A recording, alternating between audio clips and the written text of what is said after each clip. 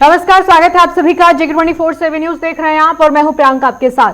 4 दिन पहले जब बजट पेश हुआ तो सरकार ने दावा किया था और भरोसा दिया था हम लोगों को कि उन पर कोई बोझ नहीं पड़ेगा, लेकिन हर दिन पेट्रोल डीजल के बढ़ते दाम और गैस सिलेंडर के दाम में इजाफा ये बता रहा है कि एक आम इंसान की जेब पर बोझ पड़ चुका है। आज हम इसी पर बात करेंगे कि पिछले कई साल से लगातार पेट्रोल डीजल के दाम में जो आग लगी है उसका हश्र ये हो गया है कि अब हर एक महीने बढ़ते पेट्रोल डीजल के कुल दाम आप देखेंगे तो आपको लगेगा कि हम किस तरफ जा रहे हैं। महंगाई दर इसके लिए जिम्मेदार है या राजकोषीय घाटा जिम्मेदार है या फिर सरकार जिस तरह से आए दिन नई नई योजनाओं को लॉन्च कर रही है, कहीं आम इंसान की जेब पर उसका असर तो नहीं पड़ने लगा है। ऐसे तमाम तरह के सवाल होंगे और आपको यह भी दिखाएंगे कि 2013 से बढ़ते बढ़ते 2021 में महंगाई का असर पेट्रोल डीजल की कीमतों पर कैसे दिख रहा है। महंगाई को लेकर आज ही आरबीआई गवर्नर ने एक बड़ा बयान दिया है। भविष्य में सब्जियों के दाम नरम रहने की उम्मीद है। आज दरअसल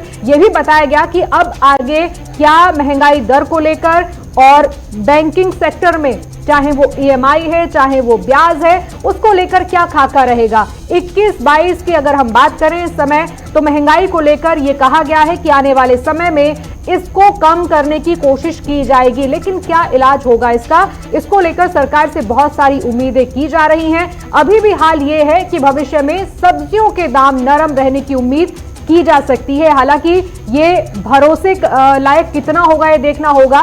वाकई में क्या जो ये कहा गया कि महंगाई दर और कम होगी, किस तरह से घटेगी। तीसरी तिमाही में 4.3 रहने की उम्मीद जाहिर की गई है। अभी जो हाल है उससे इतर आने वाले कुछ महीनों में भरोसा दिया जा रहा है कि इस पर लगाम लगेगी। महंगाई का सामना लोगों को शायद नहीं करना पड़े, लेकिन आज की ताजा स्थिति ये बता रही है कि आम लोगों को इससे कोई भी राहत नहीं मिल रही है। संभावनाएं सिर्फ है कि आने वाले समय में ऐसा हो सकता है लोगों को राहत मिले, लेकिन आज मध्य प्रदेश से लेकर महाराष्ट्र तक कांग्रेस ने, शिवसेना ने प्रदर्शन किया और ये याद दिलाया कि महंगाई पर सरकार ध्यान क्यों नहीं दे रही है, क्यों पेट्रोल डीजल के दाम का जो इजाफा हो रहा है बार बार उस पर सरकार जवाब नहीं दे रही है।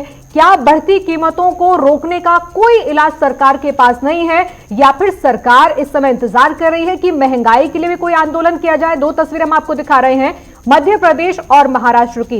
एक तरफ शिवसेना ने सरकार को घेरा प्रदर्शन करते हुए और दूसरी तरफ कांग्रेस इस समय सड़कों पर उतरी और यह बताया कि क्या आज महंगाई पर लगाम लगाने के लिए, काबू पाने के लिए सरकार को एहसास कराने के लिए कोई और कदम उठाना होगा। हालांकि 2013 से लेकर अभी तक देखा जाए हर साल बढ़ती महंगाई दर या फिर उसके उलट महंगाई दर पर काबू पाने के सिलसिले में आम लोगों को राहत कहां मिलती है। कहीं भी किसी वर्ष में भी आम लोगों को कोई सस्ती चीजें हासिल नहीं होती हैं। महंगाई पर भले ही काबू पा लिया जाए, लेकिन एक आम इंसान को राहत क्यों नहीं मिल पाती, इस पर बात करेंगे। लेकिन उससे पहले एक रिपोर्ट आपको दिखाते हैं कि आज महंगाई पर बात करने की जरूरत क्यों है।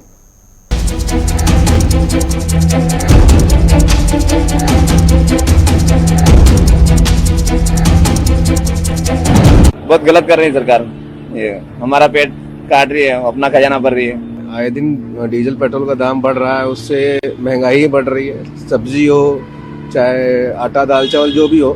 मैं तो ये चाहता हूँ कि आप पेट्रोल 94 नहीं 194 कर दीजिए, लेकिन उतनी इनकम आप बढ़ाइए। सुना आपने, महंगाई बढ़ाइए, खूब बढ़ाइए। पेट्रोल 100 नहीं बल्कि 200 रुपए प्रति लीटर दीजिए। 700 वाला सिलेंडर 1500 में दीजिए, लेकिन साहब कम से कम उस हिसाब की इनकम तो दीजिए। बजट के बाद जिस हिसाब से महंगाई ने रफ्तार पकड़ी है उससे आम आदमी का बजट पूरी तरह बिगड़ गया है। हरी सब्जी के दाम लाल हो गए हैं। सिलेंडर से लेकर पेट्रोल तक खरीदने में इंसान डर रहा है। महंगाई की दर मानो बेरोजगारी की दर से कंपटीशन कर रही है। बेरोजगारी दर जहां एक तरफ अपने चरम पर है तो वहीं महंगाई की भी दर मिडिल क्लास तक की चमड़ी उखाड़ रही है। हर कोई अच्छे दिन का इंतजार कर रहा है। इस बीच विपक्ष भी अब सरकार को उसी अच्छे दिन को याद दिला रही है। अब जरा इन दो तस्वीरों को ही देख लीजिए। मध्य प्रदेश में जहां कांग्रेस सड़कों पर खाना बनाकर बढ़ते सिलेंडर के दामों पर सरकार को घेर रही है, तो वहीं महाराष्ट्र में शिवसेना सरकार को याद दिला रही है कि आखिर क्या वादा किया था आपने और ये क्या हो रहा है। विपक्ष जब सड़कों पर है तो चलिए एक बार इतिहास के तहखानों से निकालकर उन बातों को भी सुना ही दे जिसमें यकीन दिलाया गया था कि बहुत हुई महंगाई की मार, अब की बार। उन्होंने देश में जिस प्रकार से पेट्रोल के दाम बढ़ा दिए, ये दिल्ली सरकार की शासन चलाने की नाकामयाबी का जीता जागता सबूत है। देश की जनता के अंदर भारी आक्रोश है। महंगाई यदि बढ़ रही है तो इस गवर्नमेंट की wrong economic policy, wrong economic planning और करप्शन प्रमुख रूप से 3 कारण है जिन कारणों से महंगाई बढ़ रही है। ऐसा समझिए इस दशक का अभी 1 ही महीना पूरा हुआ है, लेकिन पेट्रोल और डीजल की महंगाई अभी से ही रिकॉर्ड तोड़ चुकी है। 1 महीना बीता नहीं कि इतने दिनों के अंदर ही पेट्रोल और डीजल दोनों 3 रुपए से ज्यादा महंगे हो चुके हैं। सब्जियों की बात तो बेमानी है, बस यही कहिए ये भारत है, यहाँ महंगाई की ही मनमानी है।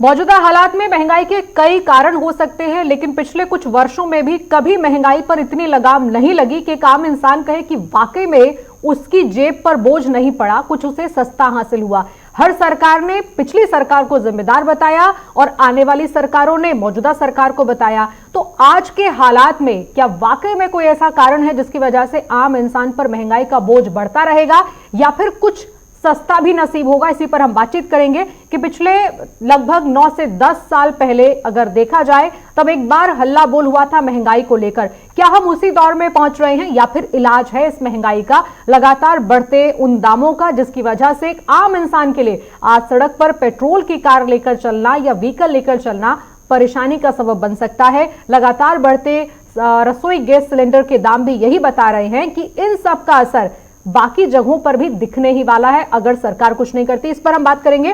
खास मेहमान हमारे साथ हैं अजय वर्मा जी, कांग्रेस से हमारे साथ हैं। अजय प्रकाश जी इकोनॉमिस्ट हैं, बहुत बहुत स्वागत है अजय जी, आपका भी हमारे साथ हैं। कुमार श्रीकांत जी हैं, जाने माने वरिष्ठ पत्रकार हैं। कुमार श्रीकांत जी बहुत बहुत स्वागत है आपका।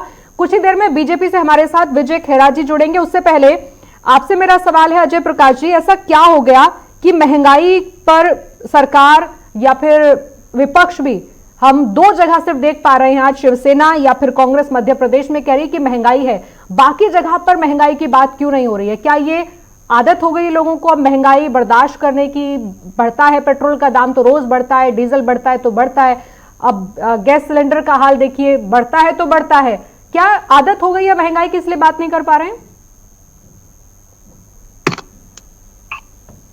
क्योंकि ये एक बिहेवियरल इश्यू है जो आप पूछ रहे हैं।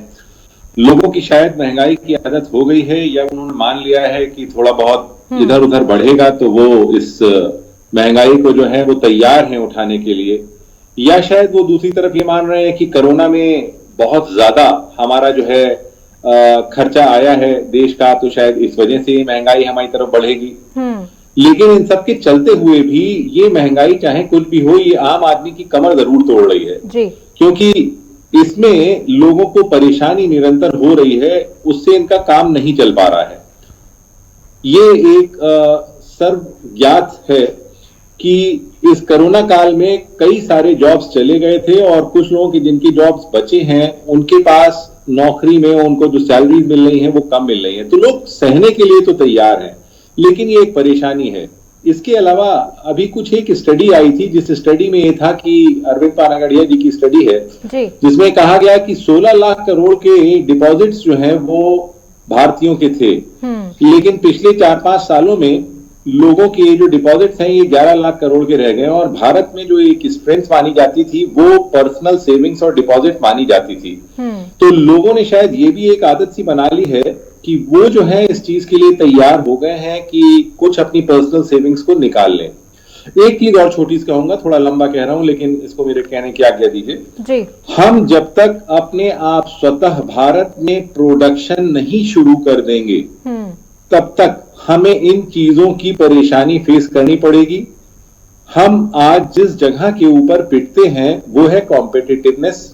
हमारी जो कॉम्पिटिटिवनेस है वो इतनी अच्छी नहीं है कि भारत का उत्पाद हम स्वतः यूज कर लें। हम बाहर से उत्पाद लेते हैं और उसके बाद उसका यूज करते हैं। यही हमारी एक सबसे बड़ी परेशानी है और इसी की वजह से महंगाई भी बढ़ती है काफी हद तक। जी ठीक है, और भी सवाल आपसे लेंगे कि लेकिन उससे पहले विजय खेड़ा जी हमारे साथ आ गए हैं। डॉक्टर विजय खेड़ा जी, आपका बहुत बहुत स्वागत है। मेरा सवाल अजय वर्मा जी आपसे है, महंगाई के इस दौर में महंगाई दर तो उस स्तर पर नहीं है जिस स्तर पर पेट्रोल है, डीजल है और सिलेंडर के दाम है। आपकी नजर में सरकार इस तरफ ध्यान नहीं दे रही है या सरकार के हाथ में इतना कुछ है नहीं करने वाला कि महंगाई पर काबू पा लिया जाए?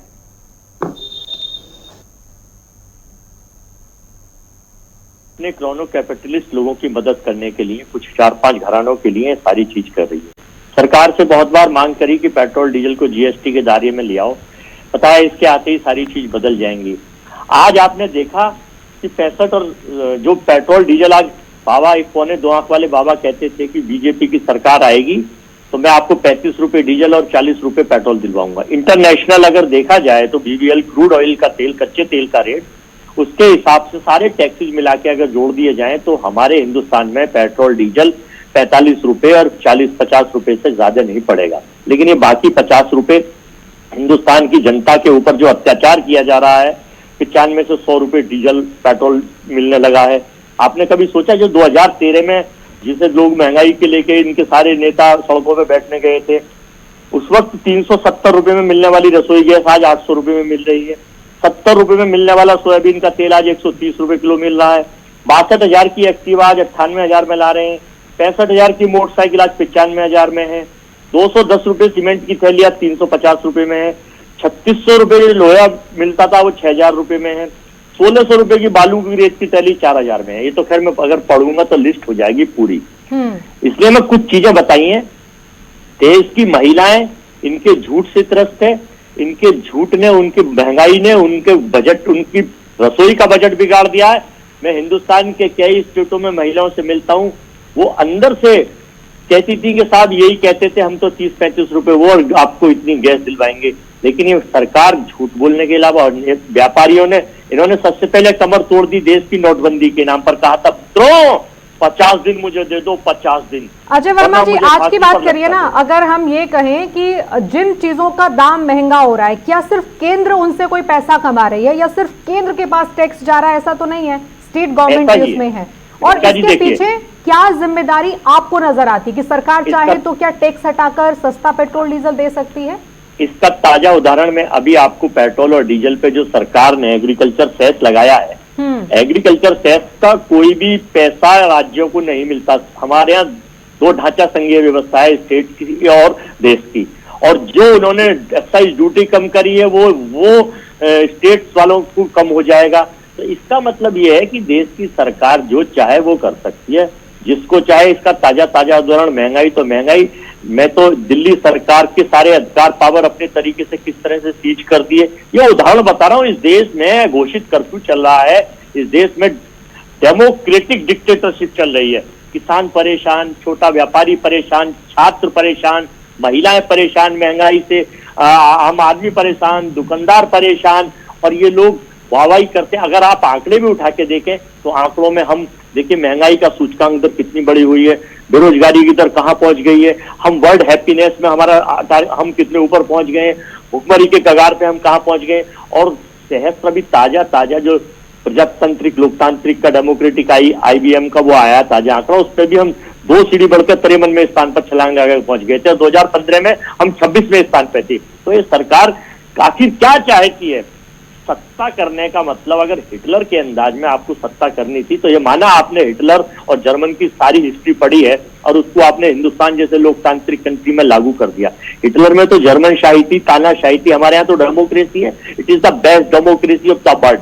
हमारा अनुरोध ये है आपके इस चैनल के माध्यम से, इस महंगाई के दौर में जहां कोरोना से 1.5 लाख से 1,54,000 लोग मर गए, जहां कोरोना से 1 करोड़ करीब 10 लाख लोग कहा था साहब ने, जिले लाई ने। अजय वर्मा जी, आपके सवाल का जवाब विजय खेड़ा जी देंगे, उससे पहले कुमार श्रीकांत जी, पेट्रोल पेट्रोल बढ़े, डीजल बढ़े, आपके सवाल का जवाब देंगे हैं डॉक्टर विजय खेड़ा जी, आपके सवाल का जवाब देंगे। और सरकार को बचाना चाहिए और इसको अगर नहीं बचाएंगे तो हिंदुस्तान में एक सवाल ये है कि क्या पेट्रोल डीजल जैसे जो उत्पाद हैं या जो लोगों तक पहुंचने की चीजें हैं, इनमें जहां पर राज्य इन्वॉल्व हैं, बहुत सारी चीजें जिसमें सिर्फ केंद्र इन्वॉल्व होगा लेकिन वहां पर राज्य भी हैं, क्या राज्य इस समय कुछ भी करने की स्थिति में नहीं है, असहाय हैं या अपना रोल भूल गए हैं और केंद्र के रोल पर ज्यादा फोकस है कि देखिए वही तो हैं जो एक्साइज ड्यूटी बढ़ाते हैं बार बार, और केंद्र अगर ऐसा बार बार कर रहा है और अगर पिछले कुछ सालों का ग्राफ हम अपने दर्शकों को दिखाएंगे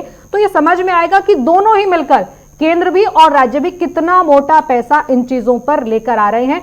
अब इसके पीछे आज की जो स्थिति है वो कितनी जिम्मेदार है कि अगर सरकार ऐसा ना करे तो क्या करे?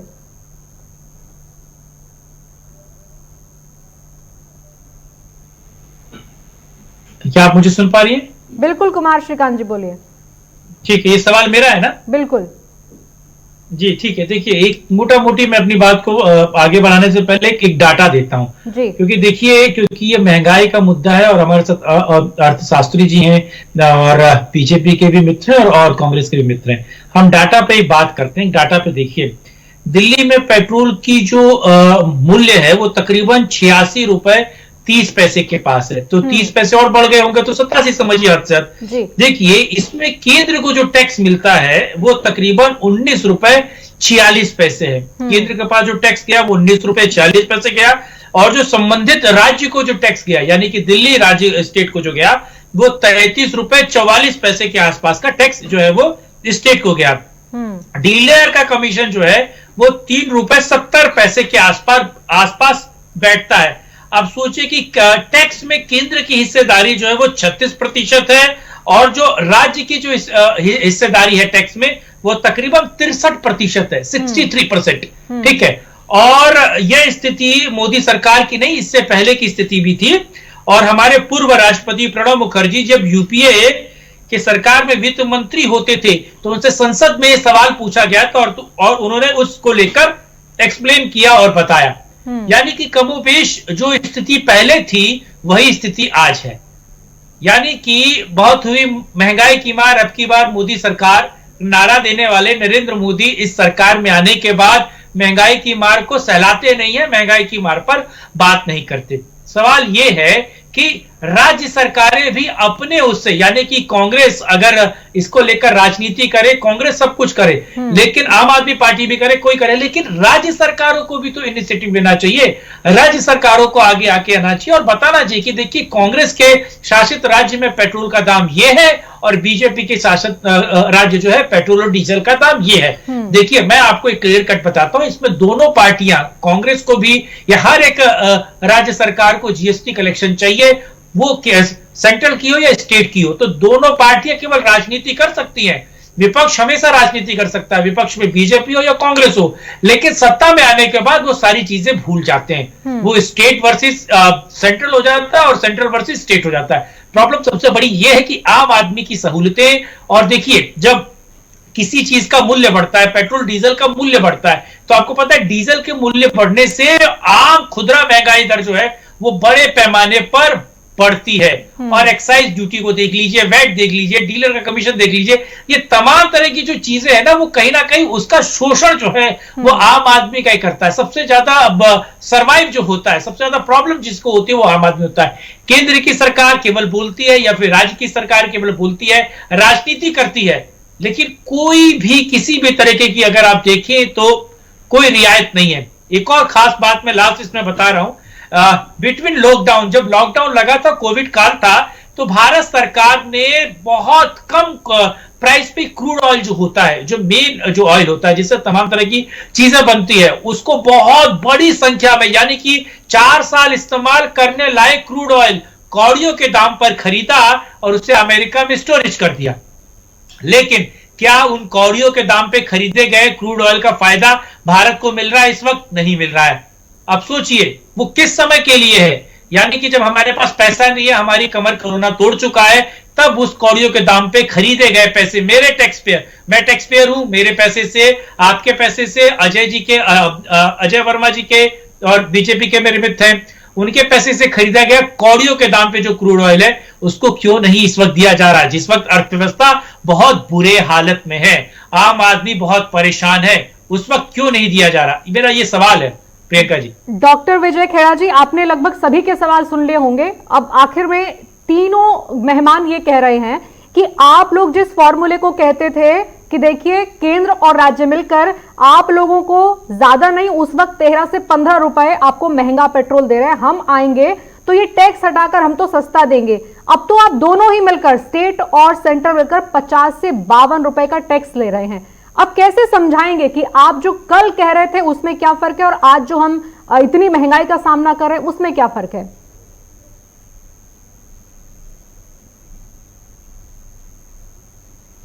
बोली है। दूसरा, स्थिति को भी हमें उजागर करना है यहाँ, तो मुझे 4 मिनट दे दीजिएगा, मैं एक करके। सबसे पहले अजय भाई बोला था, नोटबंदी की बात की है, ये कोरोना रोके रहेंगे, कांग्रेस और जनता उस पर इसलिए वो भूल जाइए आप।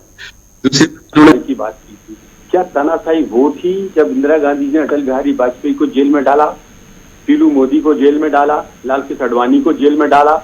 वो तानाशाही थी कि ये तानाशाही है? आंखें खोलिए, पहले झांकिए अपने अंदर। अभी तीसरी बात, अभी ये कह रहे हैं, महंगाई के बारे में बात कर रहे हैं कि हम हमारे मतलब मोदी जी के शासन में स्थिति ऐसी है। अब मैं आई ओपनर दिखा रहा हूँ, एक एक आंकड़ा इनको बता देता हूँ आंख खोलने के। नरसिम्हा राव जी की सरकार कांग्रेस की सरकार थी, फिर यूपीए 1 और यूपीए 2 कांग्रेस की सरकार थी। नरसिम्हा राव की सरकार में पूरे 5 वर्ष में जीडीपी का एवरेज 5.1% था, 5.1%। उसके बाद यूपीए की सरकार में जीडीपी का एवरेज 6.7% था। यूपीए 2 जब हमको दे के गए तब 6.7 इनका एवरेज था 5 इयर्स का, और हमारा 5 इयर्स का मोदी जी का सरकार रिकॉर्ड है GDP 7.3। Just listen to it, उसको समझिए पहले। कहा 6.7, 5.1 एंड 7.3। नाउ हम बात कर रहे हैं उस सरकार की जो हमने 5 साल पहले चलाई थी इस समय, और महंगाई दर 10.2 थी नरसिम्हा राव के टाइम में 5 साल, और यूपी के टाइम में थी 10.21, और हमारे 5 साल की थी 4.6, यानी इनसे आधी महंगाई थी। अब उस तुलना को जो मोदी जी ने सरकार 5 साल चलाई है, उसको आज के 1.5 साल से मत तुलना करो। ये हमने मुसीबत के दिन देखे हिंदुस्तान में। ये हमारे पास कोविड थी, हमें लोगों की जान की चिंता थी, हमें महंगाई और पेट्रोल से ज्यादा लोगों की जानें बचानी थी, हमने राहत पैकेज दिए। डॉक्टर विजय खेड़ा जी, आपकी बात बहुत अच्छी है। कोरोना पे हमने बहुत बार चर्चा की है। क्या महंगाई के लिए आंदोलन करना पड़ेगा? सरकार को ये बताना पड़ेगा कि आप कौन सी कैलकुलेशन से कहते थे कि राज्य और केंद्र मोटा पैसा ले रहे हैं, हम आएंगे तो सस्ता कर देंगे पेट्रोल डीजल। वो कौन सा गणित था जो आज काम नहीं आ रहा है? प्रियंका जी, सच छुप नहीं सकता। हमारे सामने है 1.5 साल मंदी के। हमारा नहीं, अमेरिका टूटा, ब्रिटेन टूटा, कौन नहीं टूटा? हिंदुस्तान खाली सर्वाइव किया उसके मुकाबलों में, उन लोगों के मुकाबले में। ऊपर से हमने अपने डिफेंस फोर्सेस को भी तैयार किया है। अभी 4 दिन पुरानी बात शायद आप भूल गए हैं। आपको ये तो याद है कि कोरोना में हमने कितने अच्छे से हम लोग लड़े। 4 दिन पहले भी आप लोगों ने कहा कि बजट से तो आम इंसान की जेब पर पैसे का फर्क नहीं पड़ेगा, रुपए तो बहुत बड़ी बात है। अभी तो 4 दिन निकले हैं। तो यही तो मैं आपसे कह रहा हूँ कि अभी तो 1.5 साल निकला है। हमने ये 1.5 साल में जो भुगता है, और उसमें भी हम आर्थिक रूप से काफी अच्छी स्थिति में हैं। अगर आप दुनिया से कंपेयर करेंगे और इनके टाइम से कंपेयर करेंगे, हमें बीच बीच में आपसे कह रहा हूँ। तो ये अच्छी स्थिति आम इंसान के लिए क्यों नहीं है? सरकार तो अच्छी स्थिति महसूस कर रही है, एक आम इंसान क्यों नहीं महसूस कर पा रहा है कि हम अच्छी स्थिति में है? आम इंसान की अच्छी स्थिति कब आएगी? उसे तो महंगे और सस्ती चीजों से मतलब है। उसको दिख रहा है कि महंगाई दर कम हो रही है, लेकिन सब चीजें महंगी हो रही हैं। प्रियंका जी, एक बात आप जान लीजिएगा, ये दोनों तरफ नहीं चल सकता है। ये अगर हमसे ये बोलते हैं किसानों को 1.5 गुना मूल्य दो, और फिर बोलेंगे कि गेहूं सस्ता बिकना चाहिए बाजार में, ये नहीं होगा। गरीबों को आटा, गेहूं, चावल जरूर देगी ये सरकार गरीबों को, लेकिन अगर आप ये हर बार ये सोचे कि हम लोगों की जानें बचाने के लिए 5 लाख रुपया दें हम आयुष्मान योजना में, उन लोगों को जो बिना हार्ट वाल्व मिले बच्चे मर जाते थे उन्हें बचाएं, कैंसर के लोग मर जाते थे उन्हें 500 लाख रुपया मिल रहा, लाखों लोगों को विजय खेरा जी, अगले राउंड में आपसे सवाल लूंगी, तब तक उम्मीद करते हैं आप टीवी स्क्रीन पर चल रहे ग्राफ को देखेंगे कि आप लोगों ने एक एक कर कैसे जो एक्साइज ड्यूटी 10 रुपए के लगभग थी, बढ़ाते बढ़ाते आप उसको ले गए हैं 32 तक, और आप कह रहे हैं ये आज की स्थिति है। ये एक साल नहीं, पिछले कई साल से चल रहा है, टैक्स बढ़ रहा है, आम इंसान अपनी जेब खाली कर रहा है। अब अजय प्रकाश जी, बीजेपी ये कह रही है कि हम तो बहुत अच्छे से संभाल रहे हैं, सरकार जिस घाटे का सामना कर रही है या जो कोरोना काल में नुकसान हुआ है उन सबकी भरपाई एक आम इंसान ऐसे करेगा जो हम आज देख रहे हैं, और भरोसा दे रहे हैं कि महंगाई है ही नहीं। कौन सी महंगाई की बात चल रही है? अजय प्रकाश जी के पास लौटेंगे, उससे पहले कुमार श्रीकांत जी हमारे साथ हैं। कुमार श्रीकांत जी, आपको नजर आ रहा है कहीं कि सरकार जो कह रही है एक अच्छी स्थिति है? हमें तो दूर दूर तक अच्छी स्थिति नजर नहीं आ रही है। नहीं तो दिक्कत क्या है कि आपको नजर इसलिए नहीं आ रही है, आपकी दिक्कत है क्योंकि अच्छी स्थिति है नहीं, तो आपको दिखेगा कैसे या मुझे कैसे दिखेगा? जब अच्छी स्थिति होगी तभी तो हम लोग देख पाएंगे।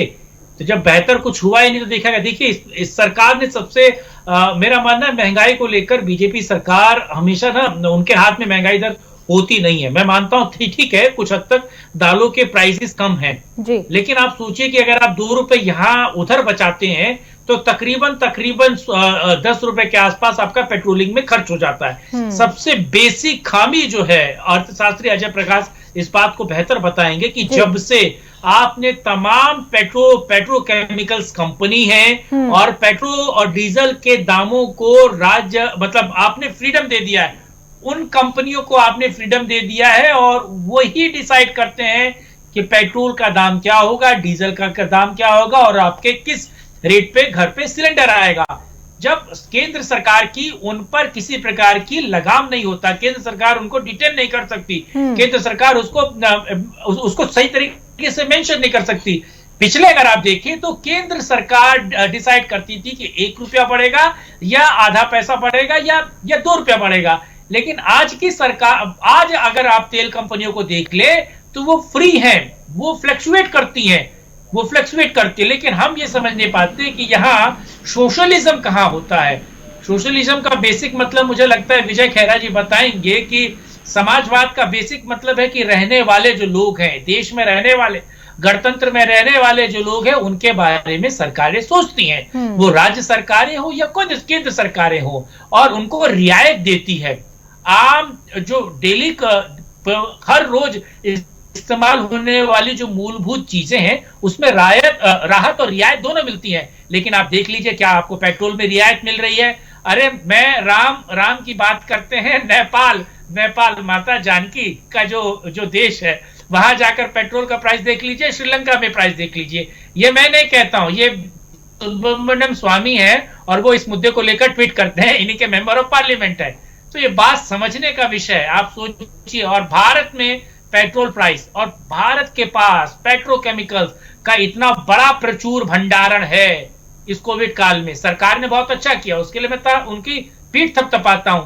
लेकिन जो आपने भंडारण किया, हम लोगों की भी सोच दे, मेरी गाड़ी में जो पेट्रोल डलता है वो सस्ता कीजिए ताकि मेरे पास कुछ पैसे हों तो मैं उसको खर्च कर सकूं, अपनी आवश्यकताओं को पूरा कर सकूं और दूसरों को भी इस्तेमाल हो उससे। ठीक है कुमार श्रीकांत जी, और सवाल लेंगे।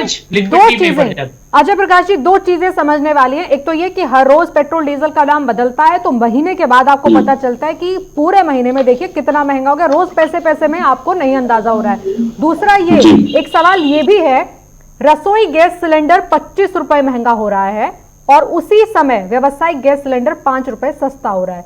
ये क्या है? इसके पीछे क्या कारण है? देखिए, डेली जो निकल रहा है जेब से पैसा, वो आखिर में महीने में आपकी पॉकेट कहीं ना कहीं काटता है। तो चाहे वो महीने के आखिर में देखिए या डेली देखिए, ऐसा नहीं है। कोई भी जाता है तो वो 200 रुपए का पेट्रोल भराता है तो कहता है अच्छा 2 पॉइंट इतना लीटर भरा, लेकिन दाम जब उसका ज्यादा हो गया तो कहता है 2 पॉइंट इतना ही लीटर भरा। ऐसा नहीं है कि वो काटता नहीं है। इसकी वजह से वो अपनी एक्टिविटी और कर्टेल कर देता है। वो शायद कुछ और काम करना चाहता था तो वो उसको नहीं करता है किसी तरीके से, क्योंकि उसको अपनी उस पॉकेट में जो है वो काम करना है। ये तो फैक्ट है और इसको कोई भी मानेगा। दूसरा, आप कह रही हैं कि जो रसोई का सिलेंडर इस वक्त 25 रुपए बढ़ा और घटा, इसको यहां से मत देखिए। ये जो घटना और बढ़ना है, अगर आप 2 महीने पहले चली जाएंगी तो शायद तब से 150 रुपए का इसके अंदर दाम बढ़ चुका है, इजाफा हो चुका है। तो ये एकदम से ये भी बढ़ता और घटता है, और ये किस वक्त बढ़ता है किस वक्त घटता है, शायद इसकी स्टडीज की भी रिक्वायरमेंट है। क्या ये बढ़ना घटना जो है कोई ऐसी सोशल एक्टिविटी से कनेक्ट किया जा रहा है कि हम इसका घटन और बढ़न जो है, घटत और बढ़त इसके अंदर किसी सोशल एक्टिविटी से कनेक्ट कर रहे हैं? सरकार के पास कई सारी और भी इश्यूज हैं, वो जो जीएसटी का कलेक्शन है उसके पास नहीं हो पाया है उस तरीके से। हालांकि ये कहा जाता है कि भाई पहले से बहुत ज्यादा बढ़ गया है, लेकिन जितने खर्चे हैं वो खर्चे भी हमको देखने हैं और उसके ऊपर भी मुश्किल है। बजट आया, बजट में एक बहुत मोटा जो है वो हमारा सेगमेंट था आर्मी के एक्सपेंडिचर का। वो आर्मी के एक्सपेंडिचर का सेगमेंट हमारे पास नहीं रहा, जबकि पिछले वर्ष हमने बेइंतहा जरूरतों को पूरा किया है अपनी। हमारे पास अलग अलग जगह से जो है वो एरोप्लेन्स भी आए हैं, फाइटर जेट्स आए हैं, और करीब हजारों करोड़ का जो है वो परचेज उस वक्त किया गया है। तो हम मानते हैं शायद वो इस वर्ष भी होगा। अब ये सारे की सारी चीजें जब हमारी पूरी होनी होंगी तो हमको उसके लिए कहीं ना कहीं से तो पैसा चाहिए जी। तो वो चाहे हम पेट्रोल से ले लें, पेट्रोल शायद सबसे आसान है क्योंकि पेट्रोल हर व्यक्ति यूज कर रहा है, उसकी जेब से थोड़ा थोड़ा निकलता है, कब कहाँ निकला उसे पता नहीं चला, और ये आसान है। हमने अपना टैक्स बेस भी 3% तक बढ़ा लिया है, तो उसके बढ़ाने की वजह से भी टैक्स तो बढ़े, लेकिन शायद जो 100% लोग हैं भारत के, उनकी जो जरूरतें हैं वो अभी भी इतनी प्रतिशत से पूरी नहीं हो रही हैं। तो पैसा तो हमको कहीं ना कहीं से चाहिए है, तो उसका एक ही जरूरत, या तो हम दूसरी तरफ अपना टैक्स बेस बढ़ाएं, तो वो टैक्स बेस बढ़ाने में हमको फिर मुश्किल हो रही है, तो कहीं पे तो हमको ओपन अप होना पड़ेगा। हमारे पास सरकार ने, बीजेपी सरकार ने एक चीज कही थी कि हम आपको जो है वो अनलिमिटेड सिलेंडर्स दे सकते हैं, लेकिन लोग शायद समझते थे कि उसी रेट पे मिलेंगे सिलेंडर्स। तो सेम रेट ना हो करके सिलेंडर का रेट जो है वो आज 800 रुपए तक और 900 रुपए के करीब तक भी पहुंच जाता है। और जब आप बात कर रही हैं 25 रुपए का और 5 रुपए का फर्क कमर्शियल में और उसमें, तो ये तो आपको यहाँ दिखाई दे रहा है, ये आज की तारीख से है, 2 दिनों से पहले से। लेकिन अगर आप ओवरऑल कमर्शियल का रेट देखेंगे तो वो ऑलरेडी बढ़ा हुआ है। तो उसमें से 5 रुपए कम करना, छोटी सी बात है, राजकोषीय घाटे का असर है क्या ये? क्योंकि अगर सरकार पिछले कुछ सालों में आप देखेंगे बेइंतहा टैक्स बढ़ा है, एक्साइज ड्यूटी है बढ़ती है, वैट कहीं कम हो रहा है, कभी ज्यादा हो रहा है, और अलग अलग देख रहे हैं हम, अलग अलग स्टेट में बहुत अलग लेवल पर प्राइस दिख रहा है। अभी क्या सरकार के सामने ये चुनौती है कि राजकोषीय घाटे का जो असर है अगर लोगों पर वो पड़ रहा है, सरकार को पैसा कहीं ना कहीं से लेना है, तो चाहे वो इन टैक्सेस के माध्यम से आ रहा है, सरकार इसलिए भी इन मुद्दों पर बात नहीं कर रही है? देखिए, राजकोषीय घाटा जो है वो तो बढ़ाई है और उसको पूरा करना पड़ेगा। इतना ही नहीं है, जैसे सरकार ने पिछली बार कहा कि वो ऑलरेडी 4 बजट प्रेजेंट कर चुकी है अलग अलग समय के ऊपर, और ये वाला बजट जो है उसी का एक हिस्सा है, उसको समेट करते हुए। तो ये अपने आप में एक बजट का बड़ा छोटा हिस्सा है, और हम ये मान सकते हैं शायद इस वर्ष भी कहीं ऐसा ना हो कि हमारे पास एक आध बजट और आ जाए आने वाले समय में जी। तो ये जो आप राजकोषीय घाटे की बात कर रहे हैं, हाँ, इसको मीट आउट करने के लिए सरकार को कहीं ना कहीं से तो ये जरूरतें पड़ेंगी जहां से वो पैसा निकाल सके, और हम अपनी पॉलिसीज को कंटिन्यूअसली इसी के तहत जो है वो ट्यून अप भी करते रहेंगे जी। और अभी तो ये स्थिति है कि पिछले कुछ महीनों में जब कोरोना के दौरान लोगों से कामकाज गया और उनकी जेब पर जो एक्स्ट्रा बोझ पड़ा उन्होंने मैनेज करने की कोशिश की, लेकिन अगर लॉन्ग टर्म इसे देखा जाए, लोगों के सामने मोटी मोटी क्या परेशानी आ रही है उस पर हमने बात की। वो रिएक्शन जरा सुन लीजिए, उसके बाद आपके पास आएंगे अजय वर्मा जी, कि अलग अलग राज्यों के अंदर आपकी अपनी सरकारों में आप क्या आश्वासन देंगे कि ये महंगाई जिस तरफ जा रही है उससे लोगों को कितनी परेशानी है, पहले वो सुनिए। सरकार ये हमारा पेट काट रही है, अपना खजाना भर रही है, क्या है, गरीब लोग तो मरने वाले ही हैं, और उनको क्या है, उनको तो सरकारी पेट्रोल फ्री में मिलता है और फ्री में अपना काम चला रहे हैं वो, और हम लोग तो अपना कैसे चला रहे हैं, ऊपर वाला जानता है। अभी इतना पेट्रोल का जो दाम हो गया है, इससे कितना बजट में फर्क पड़ जाता है, कितनी तकलीफें होती है, किस तरह पूरा बजट गड़बड़ गया। रोज का 100 रुपए का पेट्रोल जाता है, अभी 100 का 125 हो गया, यानी अपना भाजी का पैसा सरकार ले रही है। सरकारी भाजी 25 का लाते थे वो सरकार ले रही है। चाहते हैं कि पेट्रोल के दाम कम होना ही चाहिए। बाहर से तो बोलते हैं, अभी मेरे को मालूम नहीं कि बाहर से बोलते बहुत सस्ता आ रहा है, ये अपना टैक्स बढ़ा, राज्य सरकार केंद्र गवर्नमेंट अपना टैक्स बढ़ा के ले रही है। बिल्कुल बढ़ रहा है सर। आप खुद के जॉब से सोच सकते हो कि आपकी इनकम को उतनी की उतनी है, लेकिन पेट्रोल और बाकी चीजों के दाम जो है वो इंक्रीज हो रहे हैं। तो आप खुद सोचिए ना सर कि पेट्रोल के दाम तो बढ़ रहा है लेकिन इनकम मेरी उतनी की उतनी है, इफेक्ट तो पड़ेगा। मैं तो ये चाहता हूँ कि आप पेट्रोल 94 नहीं 194 कर दीजिए, लेकिन उतनी इनकम आप बढ़ाइए ताकि पेट्रोल का दाम भी अपन पे कर पाए। मेरी इनकम अगर 20,000 रुपये तो उसको 40 कर दीजिए, पेट्रोल का दाम आप 4 गुना बढ़ा दो, कोई इशू नहीं है। दिक्कतें बहुत सारी हैं, आए दिन डीजल पेट्रोल का दाम बढ़ रहा है, उससे महंगाई बढ़ रही है। सब्जी हो चाहे आटा दाल चावल जो भी हो, माल बड़ा बढ़ता है, ये डीजल बढ़ता है, माल बड़ा बढ़ता है। और हम लोग का भी जो खर्चा अगर 3,000 रुपये महीने का होता है वो 5,000 हो गया। तो महंगाई से नुकसान तो हो ही रहा है, स्पेशली डीजल और पेट्रोल बढ़ने से। सरकार से क्या उम्मीद करते हैं? देखिए, सरकार से हमारी उम्मीद पूरी है। एक रुपया 2 रुपये बढ़ता है कोई प्रॉब्लम नहीं है, लेकिन लगातार बढ़ना ये गलत है। कितना दिक्कत का सामना करना पड़ रहा है? दिक्कत का सामना तो है ये, देखिए मीडियम क्लास मध्यम वर्गीय परिवार के लिए दिक्कत का सामना करना है ही है। जो गरीब आदमी है वो तो वैसे भी नहीं चला पा रहा है, और जो जिसके पास ज़्यादा पैसा है उसको कोई प्रॉब्लम ही नहीं है। मध्यम वर्गीय जो है वो हमेशा परेशान होता है। एक तबका है जो बार बार इस बात को लेकर परेशान होता है कि हर बार महंगाई का असर उसी पर क्यों पड़ता है। अजय वर्मा जी, बीजेपी इस समय सेंट्रल से एक मैसेज दे रही है कि हाँ, कोरोना काल में सरकार को धक्का लगा और हमारी जो इनकम थी उस पर असर पड़ा, चाहे वो जीएसटी का कलेक्शन है या दूसरी बहुत सारे सेक्टर हैं जहां से पैसा नहीं आया, और बहुत सारी जगहों पर टैक्सेस, जिसको हम कहते हैं कि एक इंसान काम करेगा, नौकरी करेगा तो टैक्स भरेगा, वहां बहुत सारी चीजों में कटौती हुई है, उसका सामना सरकार कर रही है। लेकिन स्टेट्स के ऊपर हमने बहुत बार देखा है, जब आपको वोट चाहिए या इलेक्शन का समय तो आप दरें कम करते हैं, लेकिन जब आप उससे बाहर निकलते हैं तो दरें आप बढ़ाते हैं। और अब तो आपके पास अच्छा मौका है अपने स्टेट्स में जहां पर आपकी सरकारें हैं, आप क्यों नहीं पेट्रोल डीजल सस्ता करते हैं? देखिए प्रियंका जी, हमारे साथ भाई अजय प्रकाश जी हैं, बीजेपी के ज्ञानवान प्रवक्ता डॉक्टर विजय खेरा जी हमारे पुराने दोस्त बैठे हैं, और पत्रकार महोदय बैठे हैं। आपने देखा कि 2014 में जो आप ये महंगाई और सारी बात मैं इनकी सुन रहा था सब लोगों की, 2014 में एक वास्को डिगामा साहब गुजरात से आए थे, उन्होंने भारत की खोज की थी और उन्होंने कहा था कि 2014 से पहले की जो ये सरकार है हर तरह से फेलियर है, महंगाई बढ़ाती है, लूटपाट कराती है, हत्याएं कराती है, सब चीजें करती है।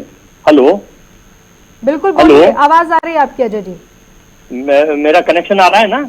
आपकी आवाज मिल रही है, आप बात पूरी करिए। तो जब ये आए तो जनता ने कांग्रेस को सीट से हटा दिया, कांग्रेस को सरकार से हटा दिया। इन्होंने वादा किया था 2 करोड़ नौकरी देंगे, महंगाई खत्म कर देंगे, अब की बार मोदी सरकार जीडीपी 5 ट्रिलियन कर देंगे, वगैरह वगैरह वगैरह वगैरह वगैरह। खैर, कोविड काल में भी इन्होंने क्या क्या वादे किए थे। मुझे एक चीज समझ में नहीं आती आखिर कि एक वो कहा था कि साहब जब मोदी सरकार आएगी तो पेट्रोल डीजल 30 से 35 से 40 रुपए मिलेगा। मैं एक तो ये पूछना चाहूंगा कि वो 135-40 रुपए कहा था या खाली 30-35-40 कहा था, क्योंकि 35-40 तो 2014 से 2021 का आया नहीं है। अब 135 और 40 का देश की जनता को इंतजार है। अभी आप कह रहे थे मध्यम वर्ग के लोग, देखिए 4% इस हिंदुस्तान में, अगर 4% मध्यम वर्ग के लोग इस हिंदुस्तान में है, 4% मध्यम वर्ग के लोग जब इस हिंदुस्तान में हैं तो उनका तो ना ऊपर से है ना नीचे इनकी से है। वो सब लोग, आपको मेरी आवाज मिल रही है? बिल्कुल अजय जी बोलिए। वो सब लोग ऊपर भी नहीं जा सकते और नीचे भी नहीं जा सकते, क्योंकि जो 98% लोग हैं, मतलब बाकी अदर्स जो पड़े हुए हैं उसमें, उन लोगों को वो सड़क पे आंदोलन पर उतर जाएंगे हिंदुस्तान के जब उनके खिलाफ कोई चीज जाएगी। हाँ, ये मीडियोकर लोग तो अपने घर में बैठे रहते, ड्राइंग रूम में बैठेंगे, व्हाट्सएप, टीवी और ट्विटर यूनिवर्सिटी में बैठेंगे, लेकिन ना तो धरने पर उतरेंगे ना प्रदर्शन में, बस पिसते रहेंगे, चाहे सिलेंडर 1000 हो जाए, डीजल 200 पहुंच जाए, मजबूरी डलवाएंगे। सरकार ने ये वादा किया था, सरकार की ये इच्छा है कि सरकार एक एजेंडा चला रही है हिंदुस्तान में हिटलर की तरह का, कि हिटलर चाहते थे कि आदमी रोटी खाने को ही विकास समझे। इस सरकार का भी एग्जैक्टली यही मूवमेंट है, मैडम। ये चाहते हैं कि हिंदुस्तान के लोग बस रोटी पानी खाते रहे, ना इनकी नौकरी बढ़े, ना इनका व्यापार बढ़े, और हमारी सत्ता कंटिन्यू सतत 10-20 साल चलती रहे। एक सेकंड, आपका कनेक्शन हमारे पास आएगा, आपकी बात पूरी हो गई है ऑलमोस्ट, लेकिन डॉक्टर विजय खेड़ा जी, जैसा अजय वर्मा कह रहे हैं, एक तरफ वो कह रहे हैं कि, एक तरफ आप कह रहे हैं कि व्यापार नहीं हो रहा, दूसरी तरफ कहते हैं कि व्यापारिक घरानों को ही फायदा होता है। ये बार बार कांग्रेस बदल रही है अपना स्टेटमेंट, ये आप भी देख रहे हैं। एक चीज मैं समझना चाहती हूँ आपसे कि जो दर्शक आज आपको देख रहे हैं, आप कोरोना काल को छोड़ दीजिए, इससे पहले कहां पेट्रोल डीजल सस्ता था और कहां महंगाई नहीं थी? एक साल का उदाहरण दे दीजिए कि आपकी सरकार आने के बाद हमने उस साल में महंगाई पर कंट्रोल किया। क्यों महंगाई बेकाबू नजर आती है? आंकड़ों से हटकर ग्राउंड की मैं बात कर रही हूं। आप आंकड़ों में कह देंगे महंगाई पे हमने तो इतना काबू कर लिया कि सब कुछ हमारे लिए सस्ता, लेकिन लोगों के लिए सस्ता नहीं है। ने पैसा घटाया है। विजय खेड़ा से सवाल एक मिनट सुन लीजिए अजय जी।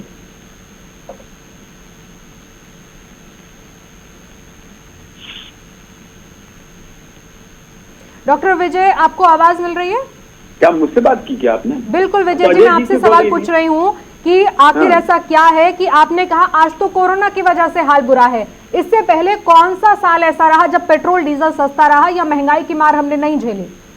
इससे पहले हमारा वो रिकॉर्ड है जो वर्ल्ड में किसी गवर्नमेंट का नहीं है। वो रिपोर्ट कार्ड सुनिए मेरा। हमारा रिपोर्ट कार्ड पिछले 5 साल का सर्वश्रेष्ठ है, यानी 1.25 गुनी से ज्यादा यूपीए 2 और 1 से ज्यादा हमने जीडीपी दी है 5 साल में, और उनसे ज्यादा दुगनी, मतलब यानी हमने आधी महंगाई रखी। वो 10+ पे चले, हम 5- पे चले महंगाई में। ये रिपोर्ट कार्ड कहीं जा थोड़ी सकता है, तो विश्व रिकॉर्ड है। उसी पर ही जनता ने हमको मोहर लगाई 5 साल के बाद, और यही हाल इस बार भी होगा, वही हाल होगा। लेकिन ये अगर हमारे पास 1.5 साल का मुश्किल का वक्त है, आपदाओं का वक्त है, जिसमें हमने पैसा वैक्सीन को डेवलप करना था, वैक्सीन लगवाना था, वेंटिलेटर लाने थे, हमें लोगों की जान की परवाह थी, हमने आर्थिक पैकेजेस भेजे, हमने गरीबों की मदद के लिए उनको मुहैया कराया, उनको हमने फ्री चावल, फ्री आटा दिया महीनों भर का, जो विस्थापित होकर अपने अपने स्टेट में पहुंचे थे। तो अब आप ये समझ लीजिए, ये सारी मुसीबत का अगर ये लाभ उठाना चाहते हैं इस तरह की बातें करके, आप उस 5 साल के रिपोर्ट कार्ड का बात करो, जो 5 साल का आपका था यूपीए का, इस 1 साल को आप क्यों ले रहे हो? हमने आपसे पहले कह दिया कि हम लोगों की जान और स्वास्थ्य की चिंता ज्यादा थी, पेट्रोल महंगे की चिंता हमें उससे जान से कम है, क्योंकि आर्टिकल है ये, वो जाने हैं लोगों की, उनको बचाना आवश्यक था। तो हमने वो जो 1.5 साल उसमें काटे हैं, उसके लिए तो पूरे विपक्ष दल को हमें थपथपाना चाहिए कि आपने इतना अच्छा काम कर दिया जो विश्व का कोई देश नहीं कर सका। WHO हमारी तारीफ कर रही है, हमने रिसर्च कर दी पड़ोसी देशों के। डॉक्टर विजय खेड़ा जी, एक बात तो आप लोगों को एक चीज तो आप भी समझते हैं, आप ये बात अच्छे से समझते हैं। डॉक्टर विजय जी, आपको आवाज मिल रही होगी, आप अच्छे से समझते हैं कि अगर आप किसी 1 साल की महंगाई दर को, अगर जिस आंकड़ों को आप बताते हैं ना, इस आंकड़े से हमने बहुत अच्छा रिकॉर्ड कायम कर लिया, उस रिकॉर्ड से मुझे एक चीज बता दीजिए कि पहले इतनी महंगी थी, हमने इतनी सस्ती की, एक आम इंसान को जो समझ में आए। महंगाई की दर आपको समझ में आ रही है या मुझे आ रही होगी, हमारी पैनलिस्ट को आ रही होगी। एक आम इंसान को महंगाई की दर से शायद नहीं समझ आएगा, सस्ते महंगे से मुझे बता दीजिए कि ये चीज बहुत महंगी थी, हम आए, हमने उसको काबू में किया, हमने देखिए इतनी सस्ती करके दिखाई। हम एक उदाहरण दे देते हैं, बताइए। वही काफी होगा। आज तक कभी भी पिछले 70 साल में इनकम टैक्स में छूट 50 रुपया, 100 रुपया, 500 रुपया से ज्यादा कभी पड़ी नहीं। 1000 रुपया, 20,000 रुपया हमने उठा के सीधा 2 लाख से 4 लाख पे कर दिया। ऐतिहासिक फैसले हैं ये, मिडिल क्लास को इतना बड़ा लाभ हमने दिया। कुमार श्रीकांत जी, एक सेकंड मैडम, 2 लाख, 2.5 लाख, 3 लाख, 4 लाख पे जो टैक्स देते थे वो एम्प्लॉइज नहीं देते हैं, वो बिचौलिया लोग नहीं देते हैं। कल को आप कहेंगे हमने तो 30,000 करोड़ कोरोना की वैक्सीन के लिए दे दिया, आप लोग क्यों नहीं उसके लिए दान करते हैं? क्यों नहीं? एक इंसान महंगी चीजें खरीदता है, फिर सब्जी पर भी सेस लगा दीजिए। कुमार श्रीकांत जी, ये इस बात से उस बात का ख्याल लेना देना है कि आप, हमने देखिए हमारी सरकार में टैक्स नहीं बढ़ा, इसलिए आप महंगाई का सामना कीजिए। जनता को राहत थी, आंकड़े आप मानते नहीं। मुझे ना एक्चुअली आपकी आवाज इसलिए क्लियर नहीं आ पाई क्योंकि विजय जी और अजय जी की आवाज के बीच में वो आपकी आवाज चिपक। विजय जी, आप अपने आंकड़ों से अजय वर्मा जी को समझा लेंगे, आप मुझे समझा लेंगे, लेकिन जब हम बाहर निकलेंगे तो पेट्रोल तो उतना ही महंगा है, डीजल का प्राइस उतना ही है। कौन सा वो एड्रेस है आप बताइए जहाँ पे आपको सस्ती चीजें मिलती हो? 36 करोड़ लोगों को। डॉक्टर विजय जी, छोटा सा सवाल है, कुमार श्रीकांत जी आपको बेहतर समझाएं। कुमार श्रीकांत जी बताइए, क्या बीजेपी के नेताओं को या पॉलिटिशियंस को पेट्रोल, डीजल और ये सिलेंडर का दाम महंगा नहीं लगता है क्या? नहीं, क्यों नहीं लगता है, उनको भी लगता होगा, लेकिन उनके पास पैसा है। आपके मेरे पास नहीं है ना, दिक्कत हम दोनों लोगों को है। और कांग्रेस और बीजेपी के नेताओं के साथ दिक्कत नहीं है, क्योंकि उनके पास पैसा है जी। एक सरकार रही है जो पिछले कुछ सालों तक रही है, उसके पास खूब पैसा था। एक सरकार अभी है, उसके पास भी खूब पैसा है। दिक्कत किसको होगी? बाकी आम लोगों को होगी, आपको होगी, मुझे होगी, और ये अर्थशास्त्र के जो जानकार हैं इनको होगी। अब एक मैं छोटा सा एक उदाहरण आपको बताता हूं। देखिए, बीजेपी की सरकार, या मैं कह रहा हूं कि मोदी सरकार को लाने वाले मध्यम वर्गीय लोग थे। आप देखिए, पूरे भारत में सबसे ज्यादा मिडिल एज वाले और खासतौर से मिडिल क्लास के लोगों ने सबसे ज्यादा वोट किया, तकरीबन 40 करोड़ लोगों ने, जो बात चलती है। तो आप ये सोचिए कि सबसे ज्यादा महंगाई की मार किस पे पड़ रही है? एक जो मरा हुआ है, मरा जो हुआ है उसको आप मार नहीं सकते, जो सबसे लोअर क्लास है, पीपल जो क्लास है।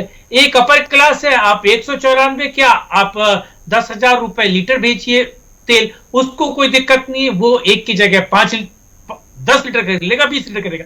पर दिक्कत किसे होती है? मध्यम वर्ग। और मैं आपको बताऊं, अर्थव्यवस्था की रीढ़ जो है वो मध्यम वर्ग ही होती है। और ये जो लिक्विड मनी पूरे अर्थव्यवस्था में घूमती है ना, वो मध्यम वर्ग का ही पैसा घूमता है। और मध्यम वर्ग जितना कमाता है, जितना काम करता है, उतना ही देश की इकोनॉमी और जीडीपी को फायदा होता है। एक और मैं एक छोटी सी बात आपको बताता हूं, मुझे लगता है विजय जी इस बात का जवाब नहीं देंगे।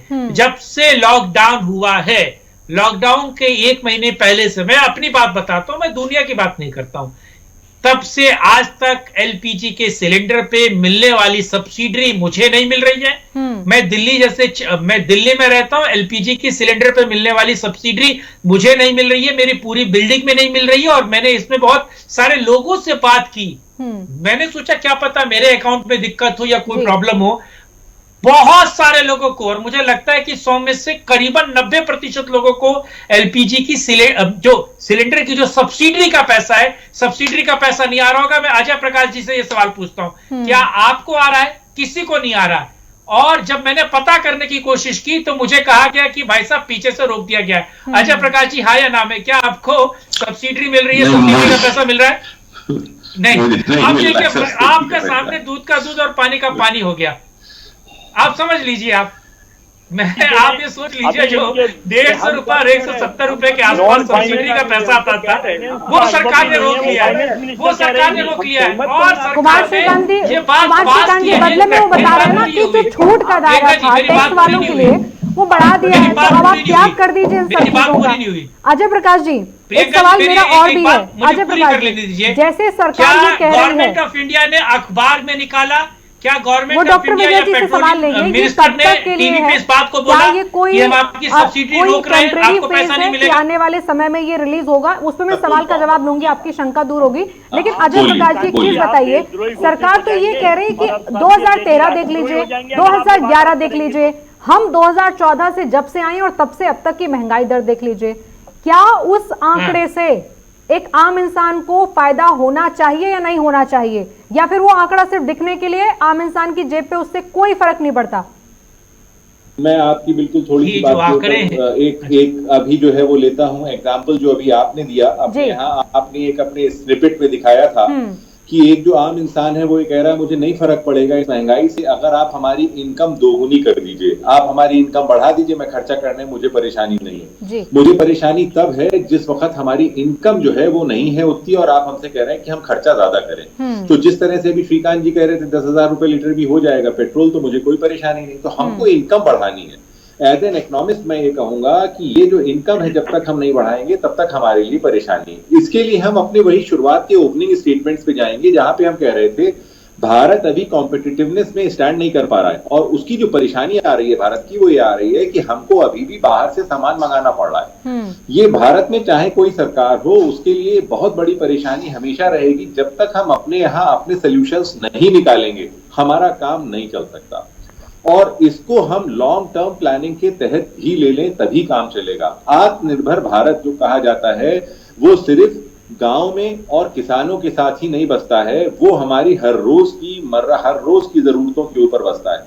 एक एग्जांपल लेना चाहूंगा इसके अंदर, हमसे आज अक्सर ये सुनाई देता है कि हम कहते हैं साहब हमने एप्पल तक को जो है हिंदुस्तान में बुला लिया और हिंदुस्तान में वो आकर के और प्रोडक्शन कर रहा है। सैमसंग पहले ही प्रोडक्शन कर रहा था।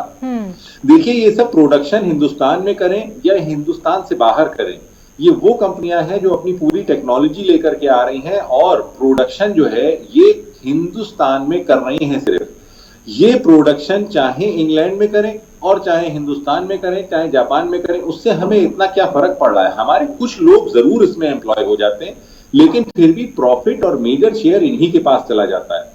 मेक इन इंडिया का काम तभी सक्सेसफुल होगा जब make in India by Indians for Indians and foreigners होगा।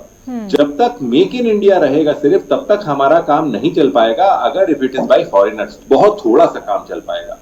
तो इस चीज को हमें समझने की जरूरत है कि जब तक हम अपने लिए अपनी जरूरतों को खुद नहीं पूरा करेंगे, हमारा काम नहीं चलेगा। एक एग्जाम्पल देख लीजिए जिसके बारे में हर कोई आज जो है बात करता है या बात नहीं करना चाहता है, वो है कंट्री चाइना। कंट्री चाइना ने क्या किया, उसने आज अपने आप को इंटरनेट से भी अलग कर लिया। उसने कहा मैं इंटरनेट से भी अलहदा हो जाऊंगा, मैं अपना ही इंटरनेट चलाऊंगा, ना मुझे दुनिया से कोई मतलब ना कुछ और। उसने प्रोडक्शन अपना बढ़ा लिया, उसने अपना इंटरनेट चला लिया, उसने अपना प्रोडक्शन अपने आप अपने लिए और दुनिया के लिए पूरा कर दिया। तो आज 20 साल 21वां साल चल रहा है उसका इस तरीके के एक मॉडल के साथ आकर के काम करते हुए। तो ये एक सोल्यूशन है। और मैं बीजेपी हो, कांग्रेस हो, समाजवादी हो, चाहे कोई और हो गवर्नमेंट, सोल्यूशन यही है। इसके अलावा अगर हम कहीं जाएंगे तो हम आपस के इन्हीं डिस्कशंस में हमेशा पड़े रह जाएंगे। पेट्रोल के दाम हमको बढ़ाना ही पड़ेंगे, हमारे पास पैसा नहीं है, हमको कहीं ना कहीं से निकालना पड़ेगा। इस पॉलिसी को जब तक हम नहीं समझेंगे कि हमें कैसे करनी है, हम काम नहीं कर पाएंगे। ठीक है, ये आपके सवाल का जवाब है, ये देश के उस सवाल का जवाब है जिसको देने में आज पॉलिटिशियंस को बहुत मेहनत करनी पड़ती है और बहुत मुश्किल होती है। ठीक है, अजय वर्मा जी, डॉक्टर विजय खेड़ा जी, अजय प्रकाश जी, कुमार श्रीकांत जी, बहुत बहुत शुक्रिया। आप लोग आए और आप लोगों ने ये बताया कि आज के दौर में जो बढ़ती महंगाई है उसके पीछे एक नहीं कई कारण है और उसके पीछे कई मजबूरियां हैं। आज सरकार जिस घाटे का सामना कर रही है, जिस दौर से गुजर रही है, उसमें आम इंसान पर बोझ बढ़ना ही था। चाहे बजट के दौरान भले ही ये कहा गया कि आम इंसान पर कोई अतिरिक्त बोझ नहीं डाला जा रहा, लेकिन पहले से जो बोझ है उसका असर अब बढ़ता हुआ दिख रहा है। कई ऐसी चीजें हैं जिनके दाम में इजाफा आपको नहीं खलता, क्योंकि रोज रोज कुछ कुछ चंद पैसों में इजाफा हो रहा है, लेकिन एक महीने के बाद और साल भर के बाद आप आंकलन करते हैं तो हर चीज पहले के मुकाबले कई गुना महंगी है। और इसलिए इसका असर ज्यादा दिख रहा है क्योंकि आज हम देख रहे हैं जिस मुकाबले में महंगाई बढ़ रही है उस मुकाबले में रोजगार नहीं बढ़ रहा है, आमदनी नहीं बढ़ रही है। अब सरकार के सामने इसलिए भी चुनौती है क्योंकि सरकार चाहे भी तो आम लोगों पर बोझ कम नहीं कर सकती है। उसे अपने घाटे के बारे में भी सोचना है और उस उपार्जन के बारे में जिसकी वजह से वो आम इंसान को, किसी व्यक्ति को कोई भी सहूलियत एक मुश्किल वक्त में दे पाती है। फिलहाल के लिए इतना ही, फिर हाजिर होंगे। नमस्कार। बहुत गलत कर रही है सरकार। आए दिन डीजल पेट्रोल का दाम बढ़ रहा है, उससे महंगाई बढ़ रही है।